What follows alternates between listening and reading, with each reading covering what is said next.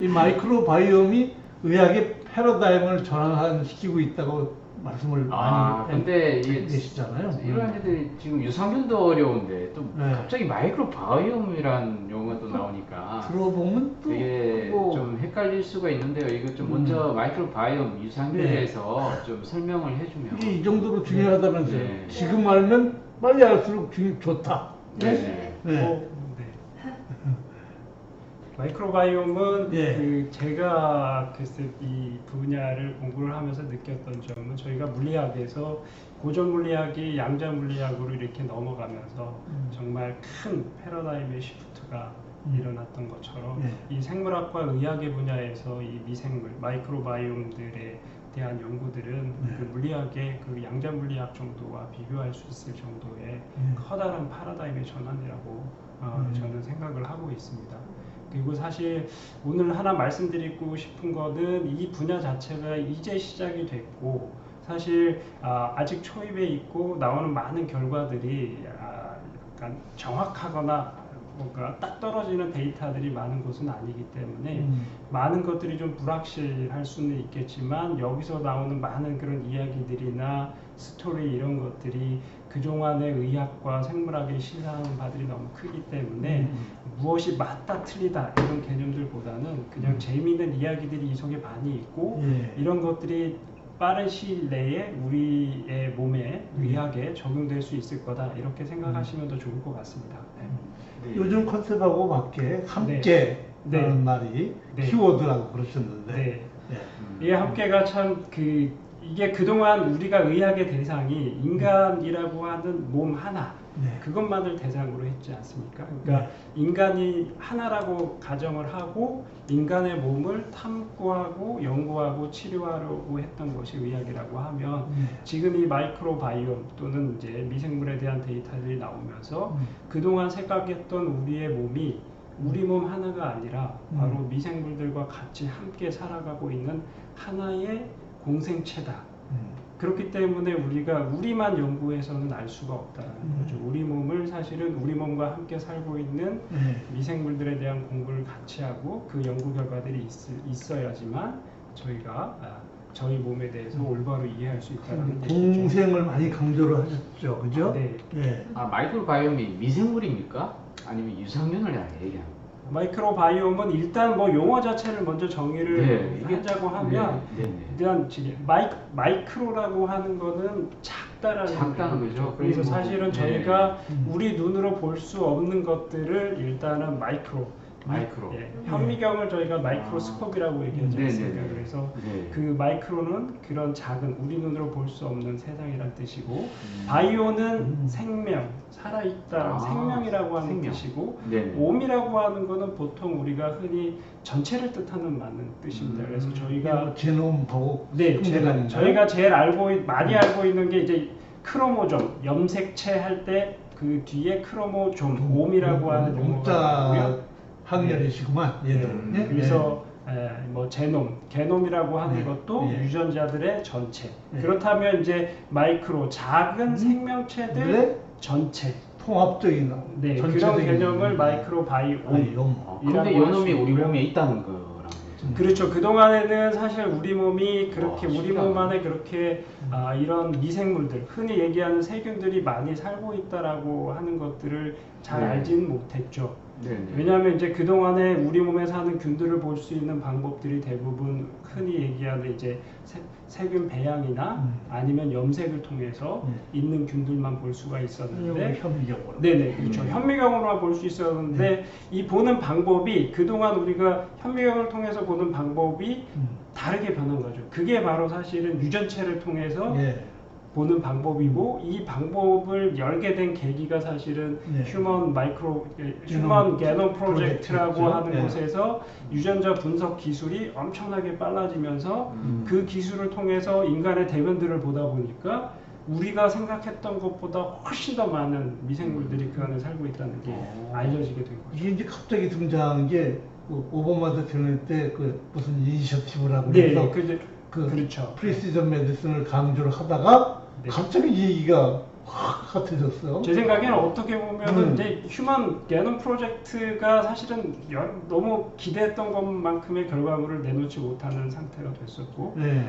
그런데 이 기술 자체는 너무 많이 발전돼 있고 이걸 통해서 얻은 것들을 이제 다른 쪽으로 방향을 틀기 시작하는데 그러면서 사실 마이크로바이옴 연구를 하면서 거기서 이런 것들이 우리가 생각했던 것과 전혀 다른 지식들이 나오게 되면서 오바마 행정부의 마이크로바이옴 이니셔티브가 시작이 되고 그러면서 이쪽에 엄청난 연구비가 지원이 되면서 사실 이제 방대한 데이터들이 나오고 있다라고 말씀드릴 수 있을 것 같습니다. 자, 팩트 체크가 있는데요. 그죠? 이 팩트 체크의 장을 펴면 테니스 코트 면적이다. 이 우리 사람의 장을 말을 네, 하시는 거죠? 그렇습니다. 예. 그러니까 위장, 보통 이제 저희가 위장, 네, 소장, 네. 뭐. 근데 이제 흔히 이제 내장. 조업을 많이 얘기할 때 보통 이제 소장을 가장 많이 얘기를 하는데 저희가 이제 우리 몸의 소장 구조가 사실 이제 굴곡이 3개가 있습니다. 그래서 기본적으로 한번 우리가 눈에 보이는 접혀진 부분이 있고 그 위에 또 다른 굴곡이 있고 마이크로 빌라이라고 해서 또 다른 굴곡이 있으니까 실제 우리가 그런 것들을 쭉 펴서 표면적을 계산한다라고 하면 테니스 코트 정도의 면적이 될 것이다 라고 많이들 이야기를 하고 있죠. 그리고 장이 그렇게 중요한 게 또 면역하고도 연관이 있다고 그러셨어요? 네, 좀 맞습니다. 핫하죠, 면역. 그동안 사실은 저희가 면역계가 주로 이제 뭐 그 임파선이나 흉선이나 아니면 골수 같은 가장 중요한 뭐 면역 시스템, 면역 조직에 있다라고 많이 얘기를 했었는데 장에 사실은 우리 몸에서 그 외부 환경과 가장 많이 접촉하는 부위가 사실 장이지 않습니까? 예, 우리 몸 그렇죠. 안에 있지만 예, 사실 안에 있지만 바깥에 있는 밖이라고 거나 저희가 봐야 마찬가지죠. 되니까 예. 그렇다 그러면 이 표면적이 가장 넓은 곳이 장이고 외부와 가장 접촉 면적이 크다라고 우리가 그러네. 가정을 하면 그러니까. 당연히 면역 시스템이 가장 많이 집중되어져 있어야 되는 곳이 장이라고 말씀드릴 수 이게 있습니다. 우리가 1차 방어할 때 스킨을 얘기하잖아요. 네, 그렇죠. 마찬가지네. 네, 결국은 네, 따지고 네. 보면. 그렇지만 예. 피부는 사실 우리가 면적으로 치면은 한 2제곱미터 스퀘어 정도밖에 그래요. 안 얼마 안 되니까 되네. 예. 장의 그 표면적과 비교하면 예, 훨씬 예. 많은 차이가 난다라고 볼 수 있겠죠. 어. 그래서 현재 나와 있는 많은 이 장에 있는 뭐 여러 가지 면역 세포들의 숫자나 림프 조직 이런 것들을 다 계산을 해보고 하면 실제로 한 70% 정도가 소화 시스템에 있다라고 이야기를 합니다. 신경 전달 물질도 그 혈관을 장에서 네. 하는군요. 근데 저는 이제 제가 신경과다 보니까 네. 어떤 의미에서 신경 전달 물질이라고 하는 용어가 사실 조금 잘못된 부분이 있습니다. 우리가 이제 저런 물질들을 신경, 특히 뇌나 아니면 신경계통에서 제일 먼저 찾다 보니까 그런 이름을 붙이긴 했는데 저런 물질들은 우리 몸에 존재하는 거의 모든 세포에 다 존재를 합니다. 그래서 그 중에서 저희가 이제 우울증과 관계된 가장 중요한 신경전달 물질 세로토닌이라고 하는 물질들을 알고 있는데 사실 이런 것들이 면역계에서도 되게 중요한 역할들을 합니다. 그래서 면역 세포도 세로토닌 아니면 뭐 도파민, 노에피네프린 이런 수용체들을 다 가지고 있어서 그런 역할들이 그 안에서도 다 이루어지고 있고 실제 어떻게 계산을 했는지는 모르겠지만 어쨌든 세로토닌이 우리 몸에서 만들어지는 전체 세로토닌 양이 뇌보다 장에서 훨씬 많다라고 이야기를 하고 있죠. 세로토닌은 행복 호르몬이라고 그러지 않습니까? 그죠? 네. 예, 이 호르몬이 장에 많다. 그럼 장이 건강하면 세로토닌도 많이 나올 거고. 그렇죠. 예, 우리가 뭐 뱃속이 편안하면 대부분 많은 사람들이 행복감을 느끼는 이유도 어떻게 보면 뭐 저렇게 얘기해 볼 수도 있겠죠. 그거 하나로 설명할 수는 없겠지만. 네, 효자님 안녕하세요. 반갑습니다. 예. 야, 그래 아주 중요한 장인데 이 장에 바로 미생물들이 예. 가득 산다는 예. 거예요. 아이고, 그렇죠. 예. 아이고 미생물 보면 왠지 좀 오랜만입니다. 예. 예. 지저분해 보이고 막 그래서 보이는데. 그동안 뭐 저희가 생각했던 것이 항상 세균들은 우리를 아프게 하거나 할 수 있는 그런 대상이라고만 생각을 세상에 저희 몸에 있는 세포보다 10배나 많은 미생물이 우리 몸에 살고 있다는 거. 어마어마한 미생물들이 아이고야 지저분한 게 우리 몸에 살고 있다는 거. 진짜. 이게 그래서 끔찍한데요. 무게도 한 2kg 나간답니다. 무게만. 무게만요? 미생물 빼면 한 2kg 체중 감소 되는 거예요? 네, 아니, 그렇죠. 우리 이영 교수님은 좀 더 나갈 것 같은데.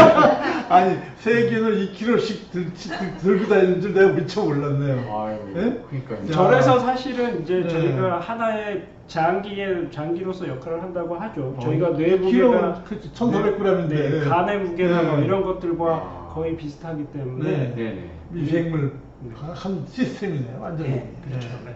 네. 와. 그러니까 이게 이제 그 마이크로바이옴이라는 그 미생물 안에 유산균들 있고 뭐 그렇죠. 진짜 세균도 있고 그죠, 뭐 온갖 네, 바이러스 그렇게- 뭐 이런 거 다 포함해서 있다, 뭐 그렇게 봐야 되나요? 네, 그렇게 일단은 그 미생물 뭐 마이크로바이옴 안에는 그 작은 네. 세균, 곰팡이, 그 다음에 바이러스는 우리가 사실은 바이러스까지 포함시키지는 않습니다. 그래서 세균이나 곰팡이 아니면 작은 뭐 원핵 생물들까지 그 작은 진핵 세포 생명체들 이런 것까지도 다 포함시킬 수는 있겠고요. 그런데 네네. 그 중에서 개체수가 가장 많은 게 세균이기 때문에 네네. 일반적으로 그 전체 세균들을 마이크로바이옴이라고 얘기를 하고 네. 그 중에서 그 유산이라고 하는 걸 만드는 애들만 저희가 유산균 이렇게 이야기를 하고 있습니다. 자, 유산균이랑 여성들 먹는 유산균, 질유산균이랑 많이 다른, 뭔 말이죠 이게? 이 부분은 이게 그 이게 우리 몸에 이게 질유산균이라는 말이 왜 나오냐면 사실 질 안에도 있어요? 네, 질 안에 우리가 락토바실러스라고 하는 네네. 그 대표적인 유산균들이 많이 사는 곳이 이제 질 안입니다. 아, 그리고 네. 걔네들이 거기에 살면서 그 질 안에 산도, pH를 맞춤 산성으로 네. 만들기 때문에 이제 다른 세균들이 잘 살지 산이니까, 예. 못하는 그 유산균이랑 그런 환경을 질유산균이랑 말하죠. 다른 건 많이 달라요. 우리가 평소에 알던 유산균. 유산균이라고 하는 건 전체를 포함하는 좀 더 유산을 만들어내는 균들 전체를 뜻하는 것이고 네. 보통 이제 질유산균이라고 제품에 나와 있는 것들은 그 중에 아주 일부의 균들을 가지고 질에 만든 주로 거주하시는 제품이겠죠. 네. 거주하는 네. 유산균들을 다니타운님 되게 잘 아시네요. 저는 저런 게 있는 거. 질유산균 먹는 것도 있었고 지금은 예전에는 이제 이렇게 삽입하는 그런 제품들도 나온 것들이 그래. 있었습니다. 예, 유산균이 질적용으로 나온 것도 열일을 합니다. 맞습니다. 예, 열일 더하는 것 저 같은데. 여기서 예. 열일하고 있어요. 이 뒤에 여성분은요, 이제 우리 방송을 중국에 송출하는 걸 연습하고 있는 겁니다. 아, 네. 예, 중국으로도 네. 진출합니다. 예. 예. 방송이 연습생. DNA 양도 100배다. 와, 아이가 굉장해요. 100배에서 1000배 정도까지 1000배. 얘기를 하고 있습니다. 와. 네. 자, 그러면 이게 유산균이 그만큼 중요한데 얘가 흔들리면 안 되겠네요, 그죠? 그렇죠. 예. 근데 얘들의 네. 건강 상태가 유지되는 게 네. 지금은 장 건강의 가장 핵심적인 요소로 떠오르고 예. 있습니다. 네. 우리가 먹는 음식하고 불가분의 관계가 있을 거 아니에요. 그렇죠. 유산균하고. 그러면 소화가 잘 안 되면 유산균한테도 영향이 갑니까? 소화가 안 되면 유산균한테도 영향이 가고 유산균이 안 좋으면 그러니까 우리 장내에 사는 균들이 안 좋으면 우리가 역시 또 소화가 잘 안 되는 그런 증상이 생기니까 서로 주고받네. 서로 예. 주고받는 거죠. 거기다가 뭐 소화불량하면 머리 아프고 이게 뇌하고 연결돼 있어서 그런가요? 예? 네, 이제 저런 여러 가지 네. 증상들을 설명하는 큰 개념이 뇌장축이라고 하는 네. 개념이죠. 그래서 최근에 우리는 저희가 의학 교육을 배울 때는 하나씩 다 나눠서 공부를 했는데 지금은 이제 그런 것들을 크게 하나씩 연결하는 계통별로 개념들. 연결해서. 네, 네. 그래서 그 중에 장과 뇌는 아주 직접적으로 네. 깊은 연관이 있다라고 저희가 얘기하고 있습니다. 장내축이에요, 내장축이에요. 그건 뭐 부르기 나을 것 같습니다. 아이고 감사합니다.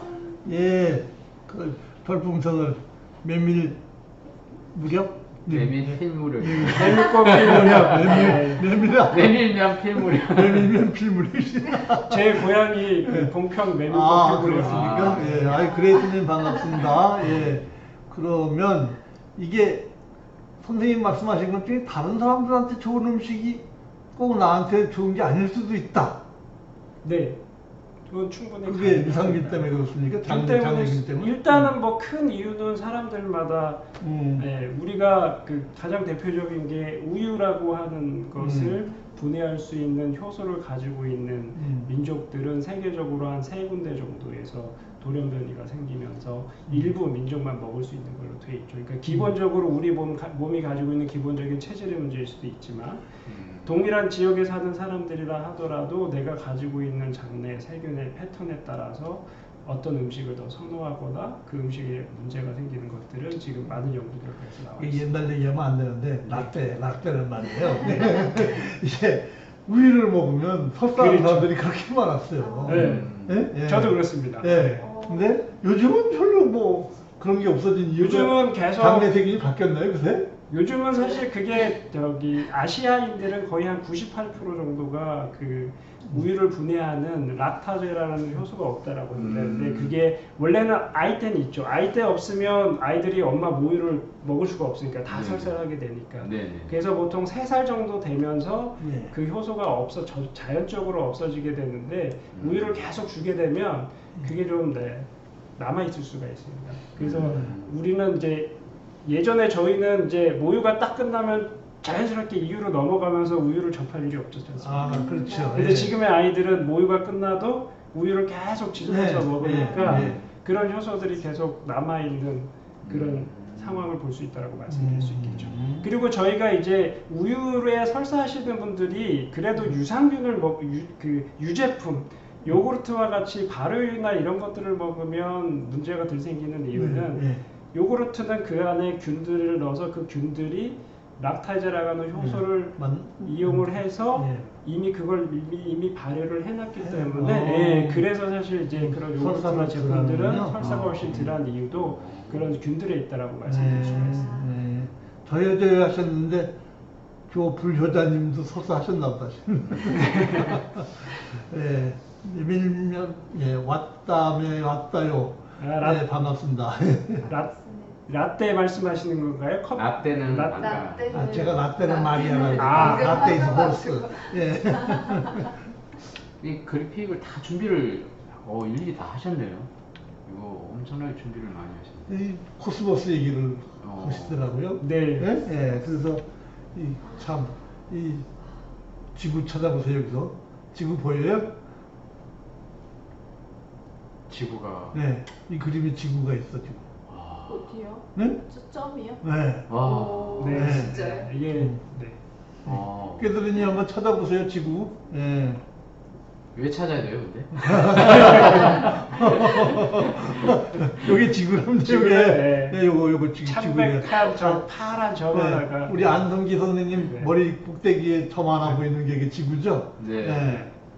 왜 이 사진 여기 탈세이거 네. 제가 네. 이제 사실은 그 마이크로코스모스라고 하는 거는 작은 미생물들의 우주라고 하는 표현인데 저게 책 제목입니다. 아, 예. 근데 저 책을 쓰신 분이 이제 린 마골리스라고 하는 되게 유명한 이제 생물학자이신데 그분의 첫 번째 남편이 칼 세이건이었어요. 그 칼 세이건이 전 남편이? 네. 예. 그래서 그분이 쓴 책 제목이자 사진 중에 하나가 이 페이 블루닷이라고 하는 책이 있습니다. 그래서 칼 세이건이 쓴 책이에. 네. 그거는 이제 보이저호가 태양계를 딱 벗어나는 어. 상황에서 카메라를 지구 쪽으로 돌려라. 돌려서. 그리고 지구를 찍어라 해서 딱 찍었더니 저렇게 파란 점 하나로 보이기 때문에 사실 우리가 그렇게 긴 역사 속에서 인간들이 살았던 그 지구가 저렇게 하나의 작은 별거 점뿐이다. 없네. 예.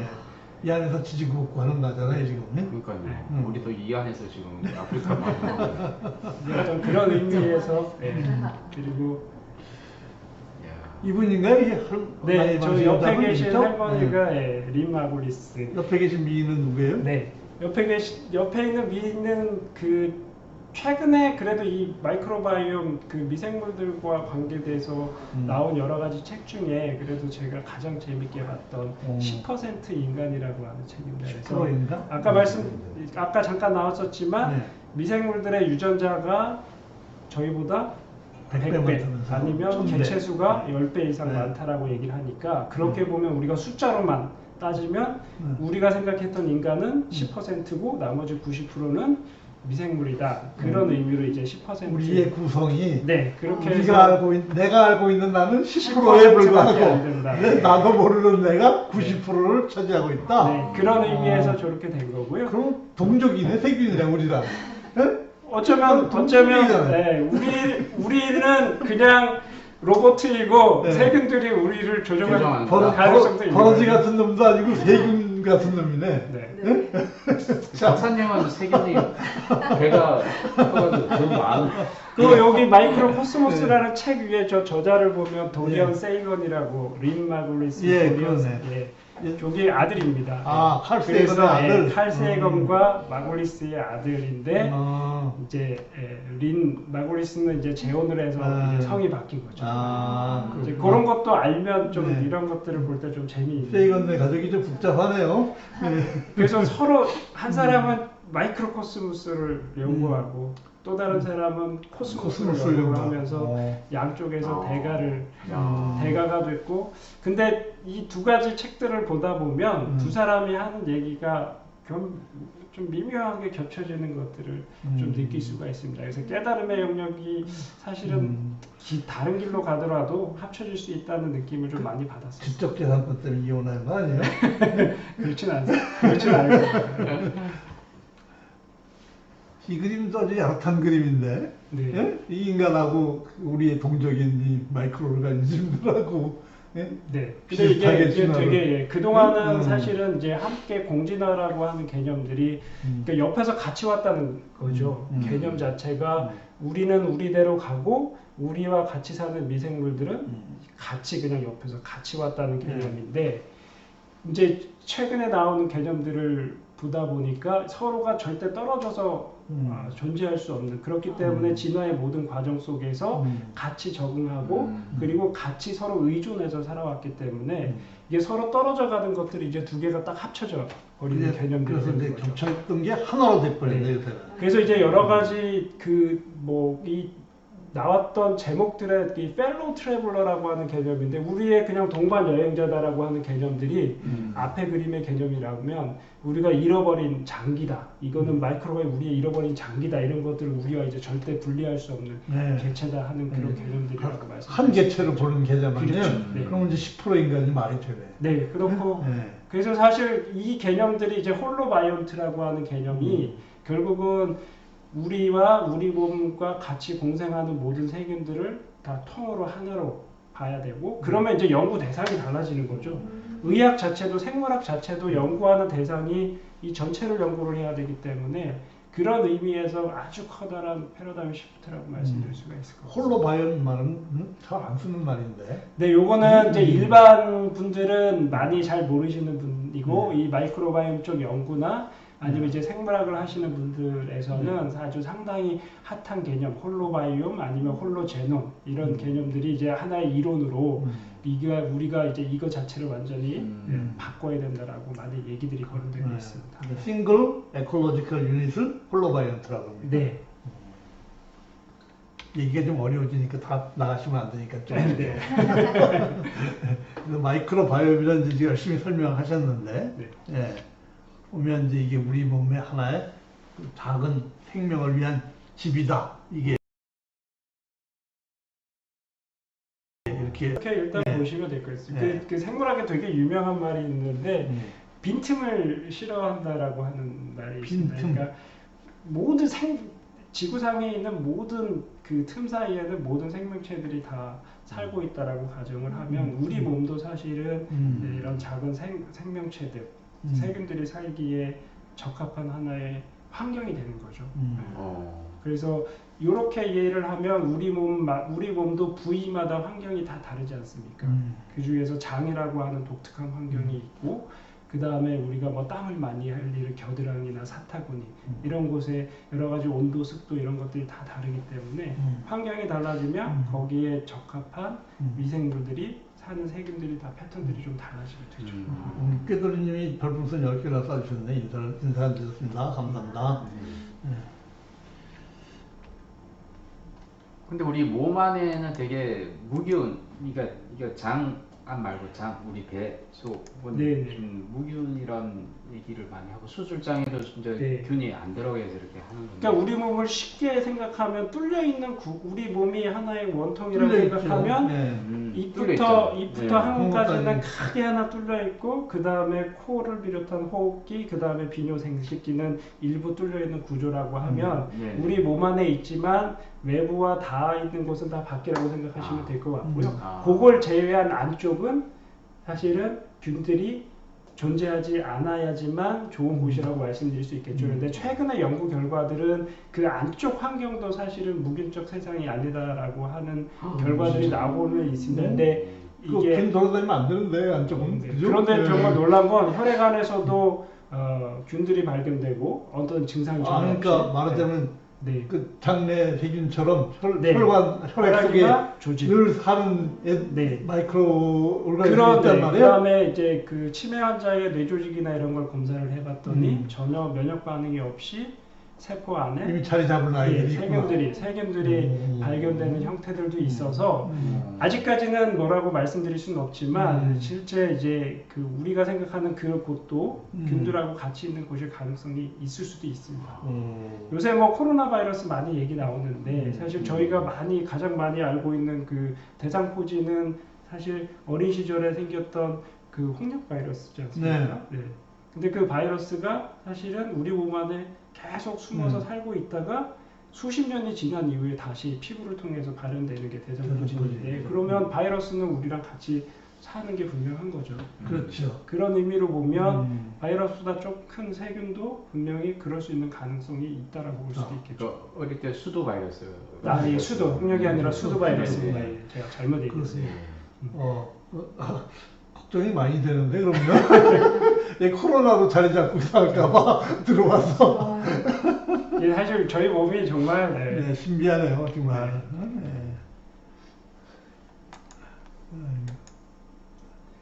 그래서 뭐 저는 이제 장내 환경을 되게 그러니까 우리 몸 자체가 이게 되게 독특한 미생물들이 살기에 되게 독특한 환경이다라고 하는 것이고 그런 의미에서 이제 장이라고 하는 곳이 얼마나 독특하냐라고 제가 이제 예로 말씀드리는 이유는 비탄줌 없죠. 네. 비탄줌이 없지 않습니까? 이 안에는. 그렇죠. 네. 깜깜하죠. 네. 네. 그리고 비탄. 네. 그리고 사실 산소가 입안에서 들어가면서 점점 산소 농도가 떨어져서 세균들이 가장 많이 살고 있는 대장에 가면 대장은 거의 산소가 존재하지 않습니다. 그리고 1년 내내 온도가 37도, 37.5도예요. 지구상에 이런 환경은 어디에도 없죠. 여기밖에 없죠. 그러면 우리 장내에 사는 세균들은 얼마나 독특한 형태의 그런 세균들이 살고 있을까를 역으로 생각해 볼 수도 있죠. 아니 우리가 안 키우고 싶은데 지가 알아서 지금 들어간 그렇죠. 거잖아요. 들어와서 여기서 살고 있는 건데 지금 허락받고 있는 데서는 그럼 아니에요. 문제지 지금 나도 살고 있다는 말은 서로가 나누면서 공생하면서 지금 살고 있다는 얘기인데. 서로가 이제 균형이 맞아요. 균형이 맞으면서. 그래서 어떤 의미에서 보면 우리가 장내에 세균들이 많이 있다는 걸 모르는 이유도 이걸 꺼내서 공기와 딱 접촉시키고 또 다른 환경에 두는 순간 여기서 살던 세균들은 대량 멸종이 일어나거든요. 그러면 이걸 가지고 우리가 배양을 하거나 현미경으로 봐도 여기는 살아있는 개체 수가 극히 적어 보일 수밖에 없는 거죠. 근데 멸종시킨다고 해서 좋은 게 아니라는 거잖아요. 그러니까 멸종이 아니라 이제 그동안 우리가 이렇게 마이크로바이옴 세균들이 많이 산다는 걸 몰랐던 이유 중에 하나도 아까 말씀드린 현미경으로 보던 세상에서 유전체로 보는 세상이 열리니까 죽은 세균들도 유전체로는 다 우리가 분석을 할 수 있으니까 네, 저희가 이제 그런 이유들이 있습니다. 그러니까 저희가 의과대학 다닐 때도 뭐 장내 세균 얘기는 있긴 있었어요. 그렇죠. 네? 네. 좋은 균이 있고. 네, 좀 주로는 이제 이렇게 병을 일으키는 네. 몇 가지 전염병들. 네. 너무 어려운 얘기는 조금 지나가고 그래서 이제 결국 이 말씀이신 거죠. 장내 생태계가 현재는 건강이 장 건강이 중요하다, 네. 장 생태계가 중요하다라고 네. 하는 건 다들 들어보셨을 겁니다. 그래서 음식이 따라서 중요하다. 네. 그죠? 네. 그러니까 음식은 사실 저희가 먹는 음식이기도 하지만 네. 세균들의 먹이가 되기도 하니까 결국은 음식에 따라서 우리 몸에 사는 세균들이 바뀌게 되죠.